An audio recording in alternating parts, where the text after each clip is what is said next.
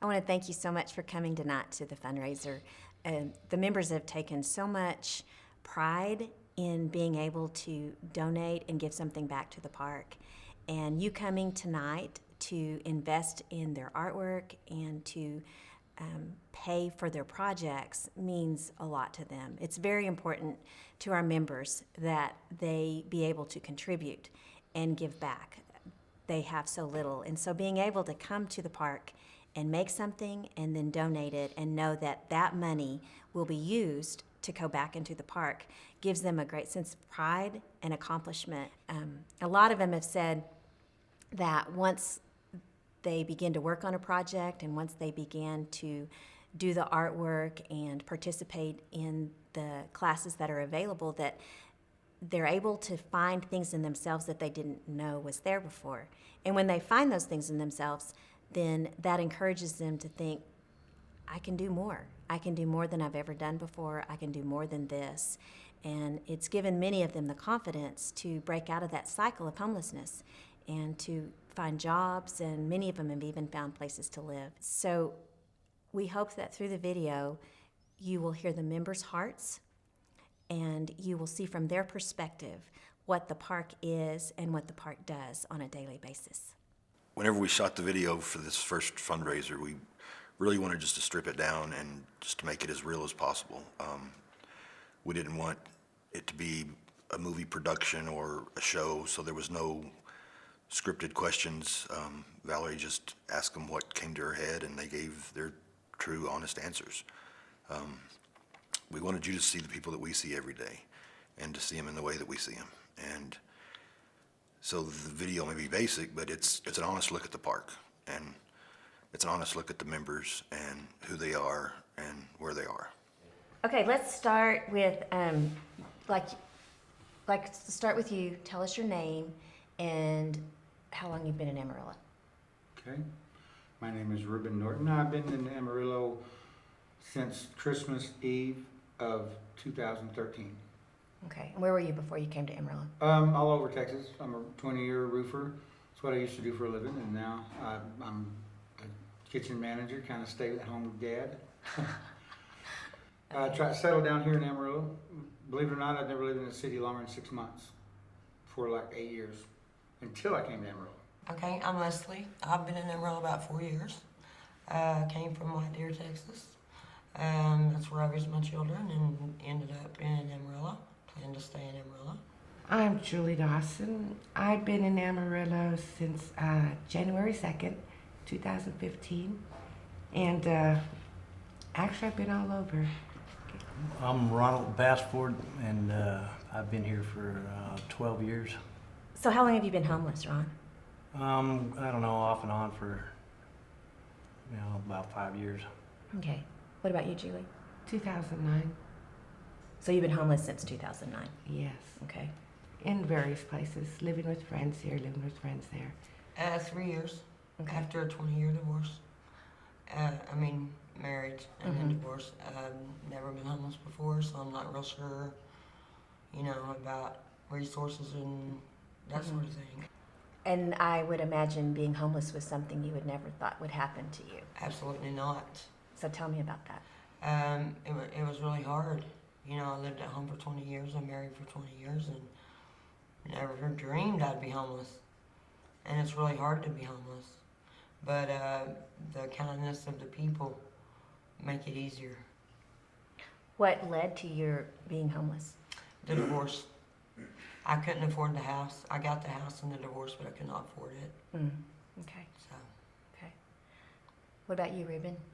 About me, well, I'm not homeless anymore. That's true. Tell us that. Well, I just got to get a job. I'm like my father. If I couldn't talk to him for 20 years, the first words out of his mouth will be, "Are you working?" Because a job fixes everything. Everything else just falls in place. So I just work hard, and homelessness, I'm sure, like it does everybody, it snuck up on me and hit me in the face in one day. All of a sudden, I'm homeless. It wasn't a progressive thing. It hit me one day, bam, you're homeless. So that was really tough for me, but I had volunteered to be homeless for years in some weird way. I would travel across, backpacking, and it was fun for me because I'd work all the time, and I wasn't homeless because I had to be. But when that happened, it humbled me a lot, made me a totally different person. I mean, you're not going to starve to death in Amarillo. If you are, it's your fault. That's the bottom line here. This town feeds you, no doubt about it, but they also enable you. And a place like the park got me off my rear end. Instead of just on the hard chair looking at the TV all day, it got me off my butt. And I just needed something good and positive in my life to let me guide myself in the right direction, because I was headed downhill. Right. In a bad way. All in one day, my life turned around. So, in 1 hour in the morning, I mean. I remember you saying to me one time, when you were still homeless, you said, "It's making me into a person I never thought I would be." And I didn't like. Yeah. Yeah. So how did being homeless change you? Makes you mean. Okay. Makes you mean to everybody else around you. It makes you mean to yourself. You don't care, because you know you're going to get your 3 meals a day and your bed at night. That's all you're worried about. The rest of it, you don't want it anymore. It's so easy to fall in that pit of despair, because you're going to survive no matter what. You're going to survive, but you're not going to prosper and do better. So you feel like being homeless is about survival instead of about moving forward? Yeah. Okay. What about you, Leslie? How do you feel like being homeless has changed you? Well, being homeless was an eye-opener. I had taken a lot of things for granted. It's like Ruben said, it makes you, and for me, it made me a very negative person. Bitter. Yeah, very Good bitter. word. And Very bitter. and it makes it, Amarillo makes it easy to be homeless, because they do feed you and they do give you a bed, but made me very negative being around a lot of the people that are negative. But also I always felt like I was living in survival mode and not thriving and not going anywhere and not becoming who God wanted me to become. I got very depressed and very angry and was very hard to get along with. Didn't like myself, much less anyone else. Mm-hmm. So And so do you feel like that's changed? I do feel like that's changed. A lot of it's thanks to the park, because it's helped me become closer to God and give me goals. Because of my health, it is hard for me to find a job. That's my holdback. What I feel like I hear y'all saying is that a lot of the hard part about being homeless is the people that you have become surrounded by. And there's a lot of negativity. Well, that's because the And- first thing that happens to you when you get homeless is you're mad. Mm. Then you start crying about it later on. Yeah, You're hurt. that's how I remember you. Yeah, you're getting mad first, and you're Yeah. really angry about it, because I don't know, even if it's your fault or it's not your fault. Mm-hmm. People look at you different. Yeah. People will look at you, and it's me and him a lot of times, and a few others. They look at us, and it's just weird that you don't look homeless. And really, what does homeless look Yeah, like? yeah. Homeless looks like anything. Uh-huh. Just because I have good clothes, the city gave me these clothes. The day I got, all I had was a backpack with a pair of jeans and underwear in it. Okay, I want to talk about the park for a little bit. So Okay. tell me how you talked about your struggles about being homeless. How has the park helped that? The fact that you are homeless, how does the park help? Well, it gave me a sense of being. Being out there, like they were saying, I mean, the world can be real negative, and they look at you different when you're homeless. It's like you're nobody. They look down on you. Mm-hmm. When I first came here, I was feeling dry spiritually. I was in a dry spot and depressed. And when I first walked in, I was nervous, but you took me in and you made me feel good. And because you made me feel that way, it made me inside feel better. Good. And for that, it's changed my life. So why don't you tell us about the first day you came to the park? Okay, I had been invited to the park for a couple of months, and I just refused to go.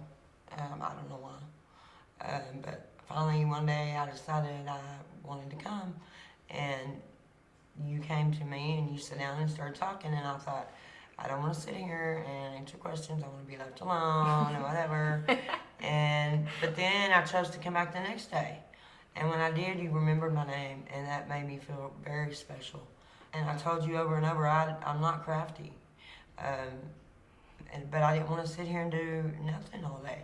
And so I started, you know, just kind of playing around and found out I did have, you know, a little niche that I can do that I've really enjoyed, that it has helped me spiritually. It has helped me reconnect. I read my Bible here every morning. Even my parents have noticed the difference, and I don't see them that often. My dad said he hadn't seen me this happy in years. And so that in itself was important. It gives me a reason to go on. My true self is coming through. It's slow. You know I have a long ways to go, but I feel that I'm going to be able to help others. That's right. And I enjoy inviting people that I feel will benefit from it. And it makes me happy when they come and they do become a success. That's neat. She's the one invited me. Is she? Yes, That's she neat. is. Yeah. The main thing this place does for everybody in this table and everybody that comes here is lets them keep their integrity and their pride, because without that, you can't get out. If I could give it a good scenario, you remember in the biblical days, the slaves were tied to a round circular thing and they would all have to push it and get everything working? Well, that's what homelessness is in Amarillo. You're just doing that. So all you're doing is Cycle. pushing that. You're going in the same circle to eat lunch, dinner, supper, supper. Every day you're doing the same triangle until you come down 6th Street, and you're in Jackson, and all of a sudden we're at the park one day and totally threw a wrench in my whole schedule, everything.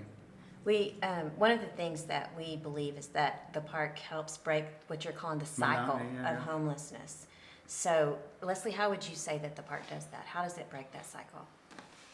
Well, for me, it's given me hope. I mean, the park doesn't give you a home, for sure. They can't just send out homes to everyone.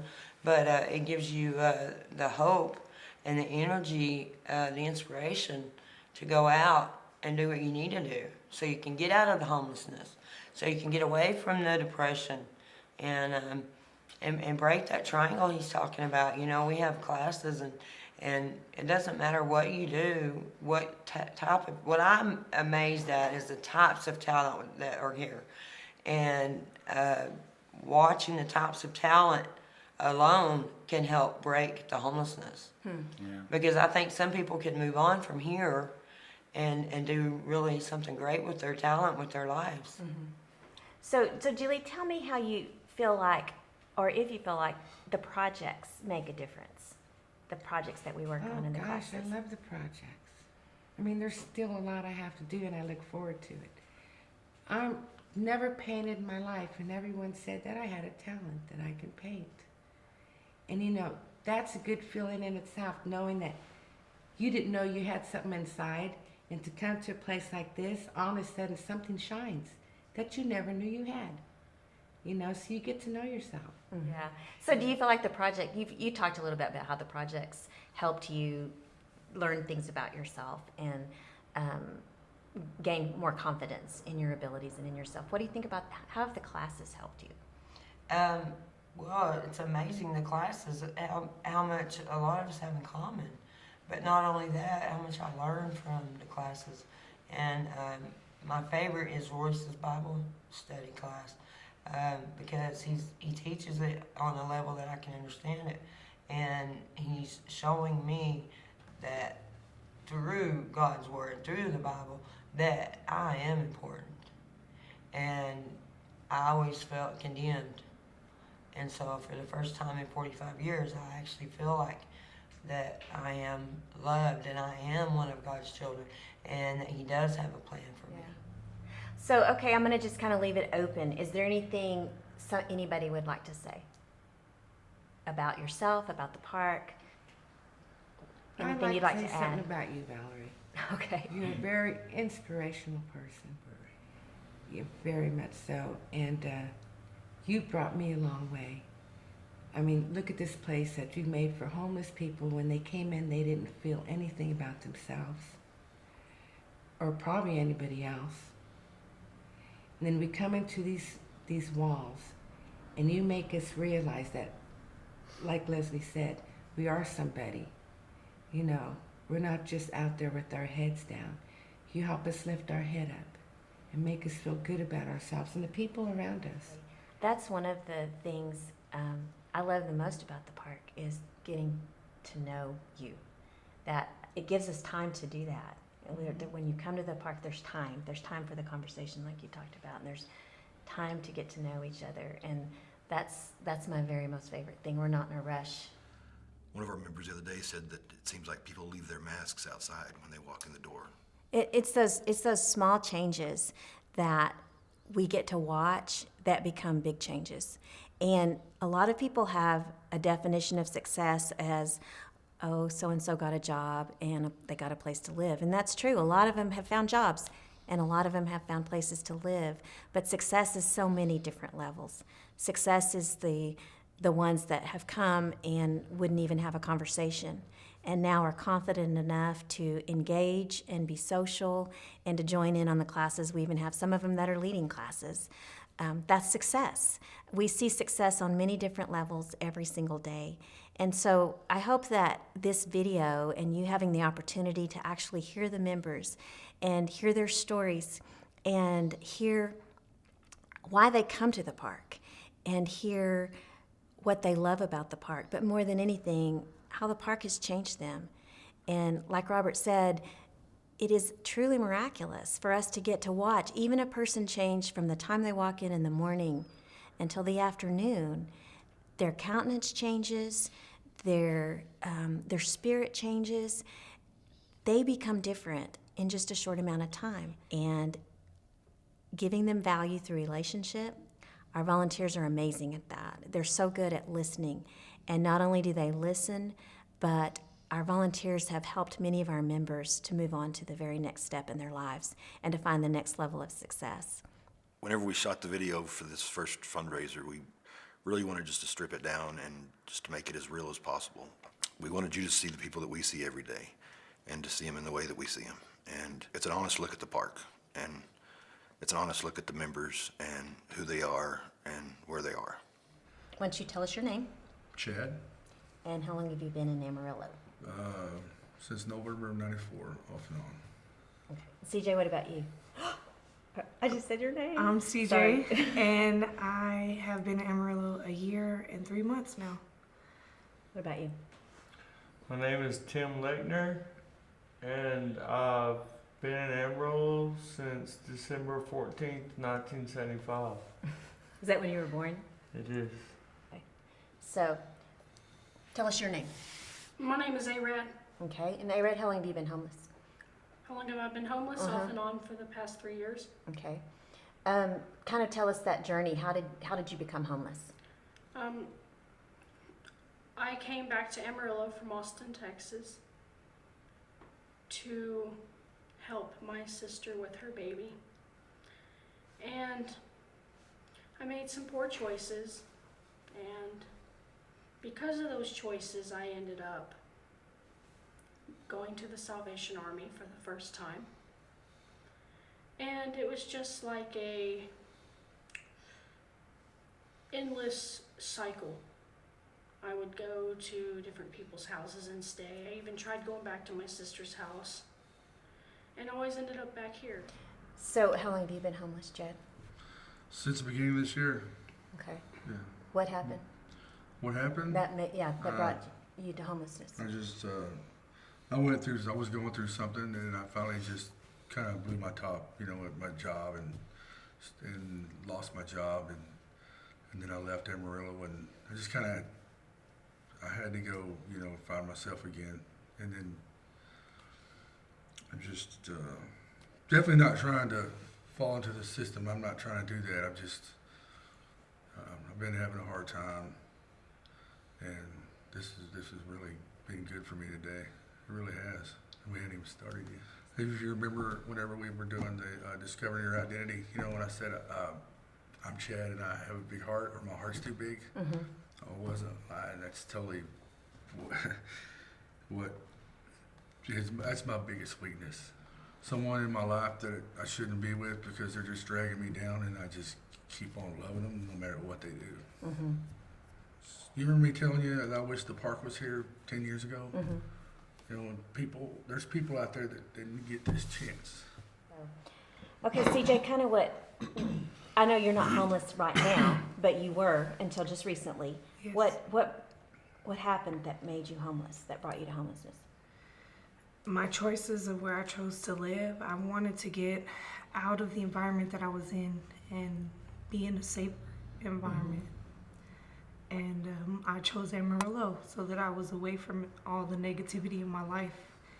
And I wasn't homeless very long, just long enough to get a place to stay. And there's lots of help here in Amarillo. Not all of it's positive. And so it can make you fall, back into your old ways if that's all you've ever done to survive. And if it wasn't for the park, I'd be on a different path. So tell me why. How has the park helped you not to be on the path you? It's taught me hope, peace, and value of a person, of myself. Being able to learn to care for others, not just myself, but also my son, my family, and those around me, so that I can continue to have a positive environment around me at all times. Because without the positivity and the value of who I am every day, I'll lose interest and fall back into the negativity. Tim, why do you come to the park? Why did I come to the park? I come to the park to get my art on. By saying I get my art on is because I come here to do art. And when I very first started coming to the park, I'd have like 5 different projects going on at one time. And that's when Valerie, being as awesome as she is, pulled me aside and said, Tim, you need to finish one project before you start another one. So within that day, I finished like 3 projects. So I come to the park because it helps me deal with life. Why do you come to the park, A-Rad? I come here because this place it's a safe place. I do believe that if I had not come to this place, that I would have relapsed. And words cannot express my gratitude for the park and the people that I have met here. It's peaceful. There's so much positive here, and that's what I need in my life, is positive. Because when we surround ourselves with positive people and positive things, we tend to be positive ourselves. And more hopeful. And we can have hope today. CJ, how do you feel like the projects may help? I mean, you can look at the first project someone's done compared to the last project that someone's done, and it's totally changed. The counseling, the therapy, the socialism here helps bring out the best in people. A-Rad, tell me about, you come here a lot. When you come here, a lot of the time you make jewelry. So, and you donate it all. You donate all your jewelry except for what you give away. And so tell me. What I have on. Yeah, exactly. So tell me about that. Tell me what that has done for you.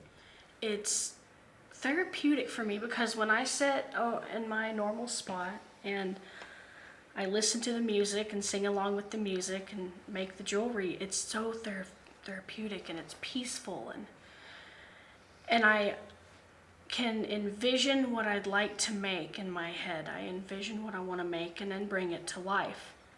It means a lot to me that I can give back to the park and give back what has been given to me. I know that. What do I like most about the park? Yeah. The fellowship. I mean, I can't say the art. I love it when I make him laugh. But yeah, the fellowship. Sometimes I could my first 5 minutes could make all the difference for the rest of the day, So what's your favorite thing about the park, CJ? Well, I was able to find out how much it cost to get my driver's license back.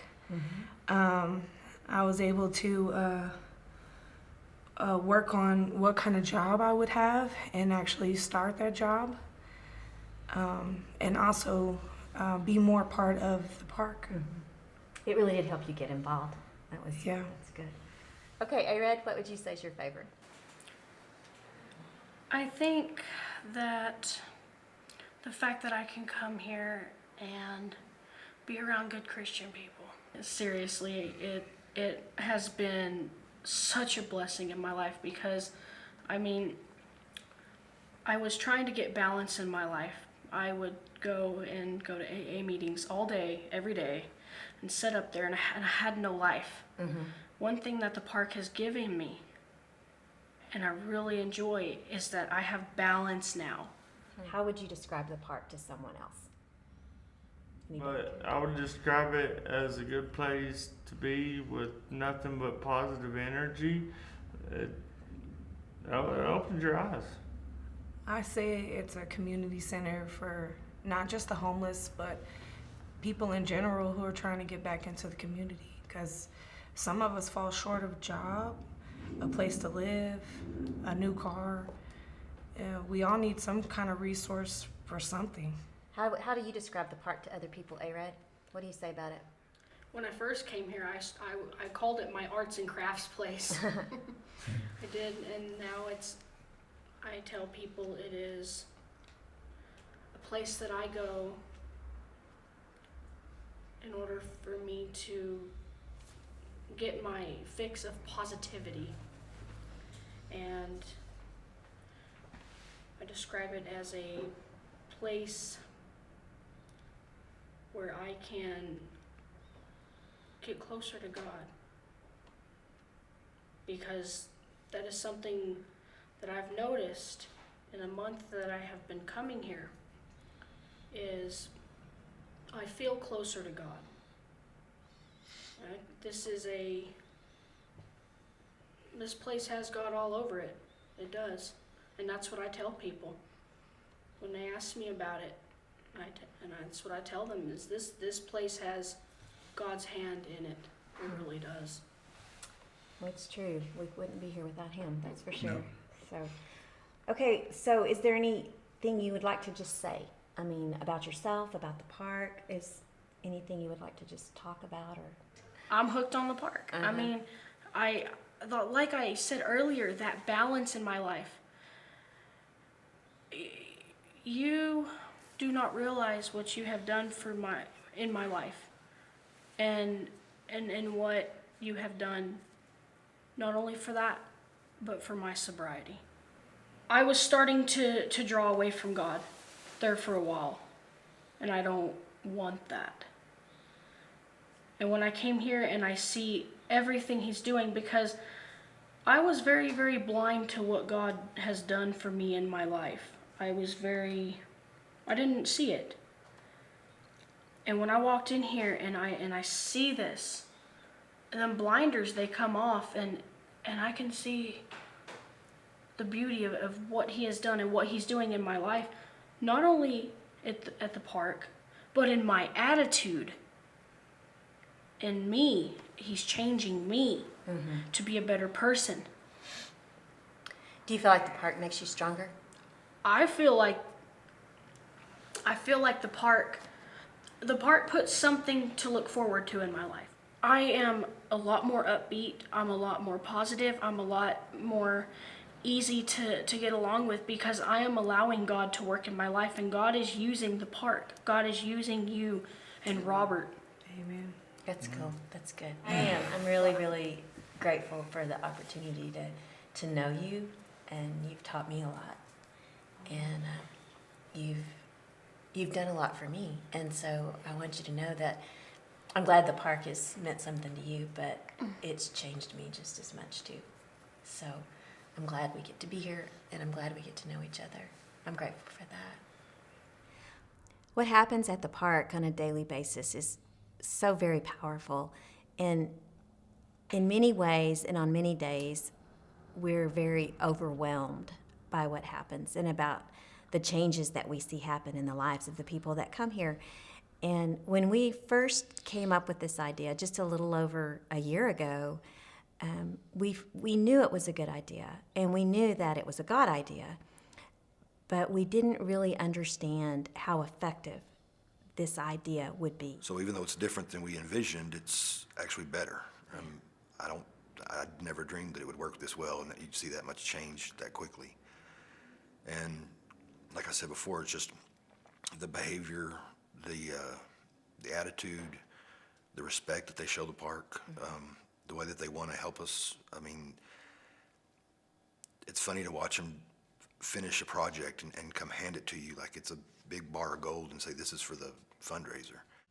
We love coming to work. We do. We love it. I mean, it's probably the most fun and the easiest thing I've ever done.